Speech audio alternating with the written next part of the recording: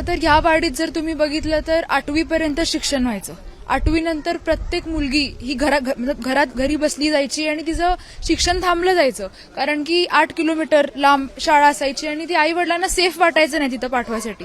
आणि खरं तर म्हणून आपण सावकर साहेबांच्या माध्यमातून आणि वारणा विभाग शिक्षण मंडळ यांच्या माध्यमातून हे चालू केले हा उपक्रम. आणि येणाऱ्या काळात आपण आणि पुढचे वर्ग पण चालू करतोय, कारण की सावकर साहेबांचं हे आहे की प्रत्येक लेख ही त्यांची लेख आहे आणि ती खूप मोठी झाली पाहिजे आणि खूप शिकली पाहिजे, हा त्यांचा उद्देश आहे आणि म्हणून हे त्यांनी चालू केलं. मी आता शाळेला चाललो होते, ती गाडी अजून आलेली नाही म्हणून थांबलो होतो. आता चालत जायचं लागणार आहे. मी आता 10वीला गेलोय. चालत जात आहे. होय. काय भीती वाटते? भीती वाटते. बिबट्या ते असतात. मागे 1-1.5 वर्ष अगोदर एका मुलीवर हल्ला झाला होता.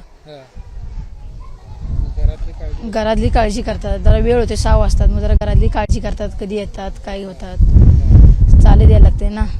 पुसाळी धनगरवाडा इथून येते. यायला जायला अर्धा तास लागतोय. परत आम्ही मुली 4 येतो, परत मुलं 2 येतात. जाताय भीती वाटते, येताय भीती वाटते. अवतीभोवती जंगल आहे सर, जंगलामध्ये बिबट्याचं वातावरण आहे. परिस्थिती म्हणजे इथं शाळा असेल 10वी पर्यंत वर्ग असेल तर आम्हाला बी आम्ही निंदन आहे. खाली घालवायची म्हणलं तर वाघ आहेत, गवा आहेत आणि इथून पुढे आमची सोयी व्हावी अशी आमची अपेक्षा आहे. इथं जवळ 10वीचा वर्ग निघाला आहे आता, म्हणजे 9वीचा निघाला आहे आता सध्या.